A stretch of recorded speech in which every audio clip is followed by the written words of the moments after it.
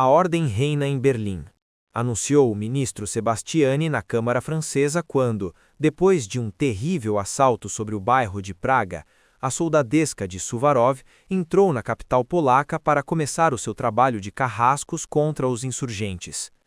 A ordem reina em Berlim, proclama triunfalmente a imprensa burguesa entre nós, bem como os ministros Ebert e Noske e os oficiais das tropas vitoriosas, para quem a gentalha pequeno-burguesa de Berlim agita os lenços e emite seus hurrás.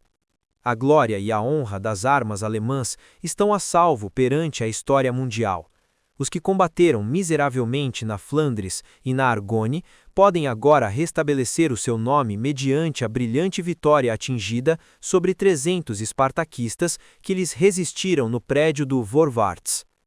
As primeiras e gloriosas irrupções das tropas inimigas na Bélgica e os tempos do general von Emich, o imortal vencedor de Liege, tornaram pálidos ao serem comparados com este das façanhas efetivadas pelos Reinhardt e seus camaradas nas ruas de Berlim. Os delegados dos sitiados no Vorwärts, enviados como parlamentares para tratarem da sua rendição, foram destroçados a pancadas de garrote pela soldadesca governamental, e isto aconteceu até tal ponto que não foi possível reconhecer seus cadáveres. Quanto aos prisioneiros, foram pendurados dos muros e assassinados de tal maneira que muitos deles tinham o cérebro fora do seu crânio. Quem ainda acha, depois destes indignos fatos, nas vergonhosas derrotas impingidas pelos franceses, os ingleses e os americanos aos alemães? Spartacus é o inimigo, e Berlim o campo de batalha em que somente sabem vencer os nossos oficiais. Noske, o operário, é o general que sabe organizar a vitória ali onde Ludendorff fracassa. Como não pensar aqui na matilha vitoriosa que impunha anos antes a ordem em Paris, nessa bacanal da burguesia sobre os cadáveres dos combatentes da Comuna? Era a mesma burguesia que acabava de capitular vergonhosamente face aos prussianos e que tinha abandonado a capital do país ao inimigo de fora para fugir ela própria como o derradeiro dos covardes. Uma outra coisa foi depois face aos proletários parisienses, mal equipados e sem armas, contra suas mulheres e os seus filhos. Então é que puderam mostrar a sua viril coragem os filhos do papai e toda a juventude dourada que mandava em Versalhes. Estes filhos de março, pregados até o dia anterior ante o inimigo estrangeiro, souberam de repente ser cruéis e bestiais face a umas vítimas sem defesa, face a uns centos de prisioneiros e moribundos. A ordem reina em Varsóvia, a ordem reina em Berlim. Eis como proclamam suas vitórias os guardas da ordem através de todos os exércitos que se estendem de um lado para o outro da luta histórica mundial. A destituição dos vencedores não indica nada mais do que o final de uma etapa da ordem que deve ser mantida e proclamada periodicamente mediante toda a classe de sangrentos assassinos, sem deter-se na sua marcha para o seu destino histórico, quer dizer, para o seu fim. O que tenha chegado esta semana às nossas ensinanças? Em primeiro lugar, ainda no meio da luta e dos gritos vitoriosos da contra-revolução, os proletários revolucionários puderam chegar a medir os acontecimentos e os seus resultados com a grande medida da história. E isto aconteceu assim porque resulta que a revolução não tem tempo a perder e, em consequência, persegue a sua vitória por cima das tumbas e por baixo das habituais vitórias e derrotas. Reconhecer suas linhas de orientação e seguir seus caminhos com plena consciência é a tarefa fundamental de todos os que lutam pela vitória do socialismo internacional. É possível esperar uma vitória definitiva do proletário revolucionário na sua luta com Ebert, Scheidmann, para aceder a uma ditadura socialista? De certo que não, sobretudo se considerarem devidamente todos os fatores chamados a decidir sobre a questão. O ponto vulnerável da causa revolucionária neste momento é a não maturidade política da grande massa de soldados que ainda permitem aos seus oficiais que os mandem contra seus próprios irmãos de classe.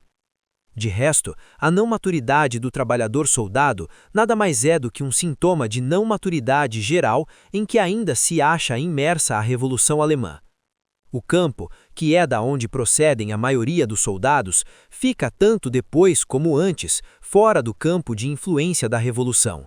Berlim é até o presente, face ao resto do país, algo assim como um ilhota. Os centros revolucionários da província, os de Renânia, Wasserkant, Brunswick, Sáxia e Württemberg, nomeadamente, estão de corpo e alma do lado do proletariado berlinês, mas, pelo momento, falta uma concordância direta na ação, que é a única que pode proporcionar uma incomparável eficácia ao arranque e à combatividade dos operários de Berlim. Além disso, a luta econômica, que é a origem de verdadeiras fontes vulcânicas em que se alimenta a revolução, acha-se ainda numa fase claramente inicial. Disso tudo pode deduzir-se claramente que não é razoável contar pelo momento com uma vitória de tipo decisivo. A luta destas últimas semanas teve como desenlace o resultado das citadas insuficiências. Sempre há um disparo inicial, mas qual era na realidade o ponto de partida da última semana? Como já aconteceu em casos anteriores, como já aconteceu no dia 6 de dezembro, como já aconteceu no dia 24 de dezembro, desta vez também esteve na origem de uma provocação brutal por parte do governo. Como no caso do assassinato dos manifestantes desarmados, como no caso da matança dos marinheiros, desta vez foi a atentada da prefeitura da polícia a causa originária de todos os acontecimentos. E é que a revolução nem sempre tem hipóteses de agir seguindo suas livres decisões em terreno descoberto e depois de um bom plano de manobras ideado por algum bom estratégia. Seus inimigos têm sua iniciativa, e por vezes inclusive são eles quem a tomam, que por certo é o que se passa geralmente. Porém, ante o fato da insolente provocação do governo Herbert Scheidemann, os operários revolucionários estavam forçados a pegarem nas armas. Com efeito, para a revolução pode dizer-se que era uma questão de honra responder o mais rapidamente possível e com todas as forças ao ataque. Porque se assim não fosse, teria sido impulsada a contra-revolução, a uma nova etapa repressiva, com o que teriam resultado comovidas as fileiras revolucionárias e diminuído o crédito moral da Revolução Alemã. A melhor manobra é uma boa viragem inesperada e audaciosa. A resistência surgiu tão espontaneamente, com uma energia tão evidente, do mesmo seio das massas berlinesas, que do primeiro momento pode dizer-se que a vitória moral estive do lado da rua. Uma lei interior da revolução é a da impossibilidade de esperar na inatividade depois de que se deu um passo para a frente. A melhor manobra é uma boa viragem inesperada e audaciosa. Esta regra elementar de toda luta é que rege com maior razão todos os passos da revolução.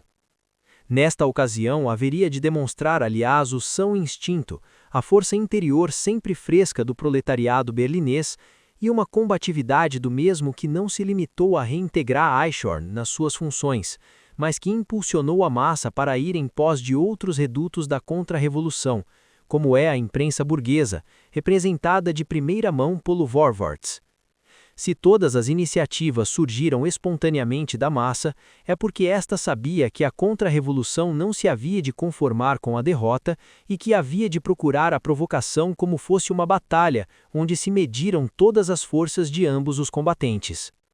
Aqui também depararemos com uma das grandes leis históricas da Revolução, contra a qual estilhaçam todas as sutilezas próprias dos pequenos maquiavélicos revolucionários ao estilo dos do USPD, que em cada ocasião de lutar não procuram mais do que o seu correspondente pretexto para se bater em retirada. O problema fundamental de toda a revolução, neste caso, é o da queda do governo Herbert Scheidemann, surge em cada caso com toda a atualidade, porque cada episódio da luta descarta, com a fatalidade das leis naturais, todo compromisso com a calmaria ou com as gargalhadas da politiquez reformista, exigindo em todo momento o máximo, por pouco maduras que forem as circunstâncias. Abaixo o governo de Herbert Scheidemann. Esta é a palavra de ordem que emerge como inevitável de cada episódio da nossa atual crise, tornando-na única fórmula capaz de exprimir o senso e o significado de todos os conflitos parcelares e de levar a luta até o seu ponto culminante. O resultado desta contradição entre o agravamento do objetivo e as insuficiências prévias para o seu cumprimento tem como concreção o estabelecimento da fase inicial do desenvolvimento revolucionário, no decurso do qual as lutas parcelares sempre acabam com uma derrota formal. Mas a revolução é a única forma de guerra em que, por lei de vida que lhe é própria, a vitória final apenas pode ser atingida através de uma série de derrotas prévias. O que é que nos mostra senão toda a história das revoluções modernas e do socialismo? O primeiro facho que iluminou a luta de classes na Europa foi a insurreição dos Cedeiros de Lyon, em 1831, que terminou com uma flagrante derrota. O movimento dos cartistas na Inglaterra concluiu também com uma derrota. O levantamento do proletariado em Paris durante as jornadas de 1848 desembocou igualmente em uma esmagadora derrota. E a Comuna de Paris teve semelhante desenlace. Todo o caminho do socialismo está efetivamente asfaltado de derrotas, apesar do qual, vemos que a história do mesmo avança inexoravelmente, passo a passo, para a vitória que há de ser definitiva. Onde estaríamos hoje senão todas estas derrotas das que tiramos a experiência histórica que nos permite reconhecer a realidade das coisas em toda a sua dimensão? Na atualidade, quando temos conseguido chegar já ao limiar da batalha final, é precisamente quando melhor podemos reconhecer que é sobre todas essas derrotas sobre as quais nós ficamos em pé. Não podemos prescindir de nenhuma delas, porque cada uma delas faz parte da nossa força atual. Vitória na derrota e derrota na vitória. Este é justamente o contraste e a aparente contradição que diferencia as lutas revolucionárias das lutas parlamentares. Na Alemanha, contamos com 40 anos de vitórias parlamentares, de forma que pode dizer-se que durante todo este tempo estivemos marchando de vitória em vitória, sendo o resultado a grande prova histórica de 4 de agosto de 1914, a derrota política e moral mais catastrófica e inesquecível. As revoluções, pelo contrário, não nos tenham achegado mais do que contínuas derrotas, mas inevitáveis estas derrotas são as melhor garantia da nossa vitória final. Claro que isso tudo entranha uma condição, e é a de sabermos em que circunstâncias teve lugar cada derrota, quer dizer, se esta foi o resultado de umas massas imaturas que se lançam à luta ou de uma ação revolucionária paralisada no seu interior pela indecisão, a fraqueza e a falta de radicalismo. Dois exemplos típicos de ambos os casos poderiam ser a Revolução Francesa de fevereiro e a Revolução Alemã de março. A ação heróica do proletariado de Paris em 1848 converteu-se na energia mais vivificadora que cabe para o proletariado de todo o mundo, enquanto os lamentáveis desfalecimentos da Revolução Alemã de março do mesmo ano viram-se metamorfoseados numa espécie de pesada cadeia para todo o desenvolvimento histórico ulterior da Alemanha, cujos efeitos regressivos podem ser rastreados mesmo nos episódios mais recentes da nossa Revolução e na crise dramática que acabamos de viver.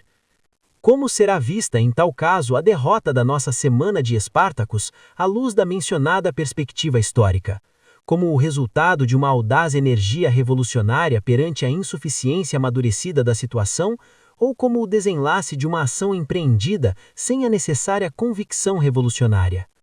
De ambas as formas, porque a nossa crise tem um duplo rosto, o da contradição entre uma enorme decisão ofensiva por parte das massas e a falta de convicção por parte dos chefes.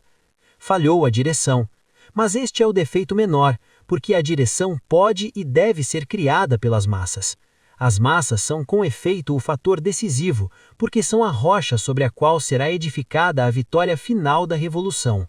As massas cumpriram com a sua missão, porque fizeram desta nova derrota o elo que nos une legitimamente à cadeia histórica de derrotas que constituem o orgulho e a força do socialismo internacional. Podemos ter a certeza de que desta derrota também há de florescer a vitória definitiva. A ordem reina em Berlim. Ah, estúpidos e insensatos carrascos, não reparastes em que a vossa ordem está se alçando sobre a areia? A revolução alçará amanhã com sua vitória, e o terror pintará-se em vossos rostos ao ouvi-la anunciar com todas as suas trombetas. Era, sou e serei.